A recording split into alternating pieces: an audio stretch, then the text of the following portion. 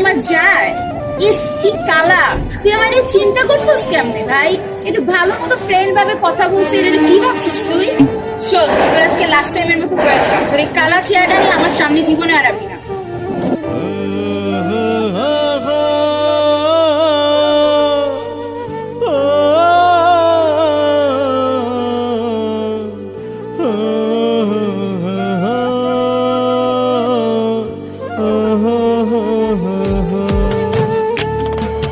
ফর্সা কালা মন্দ ভালা মানুষ তো সবে, সবার গায়ে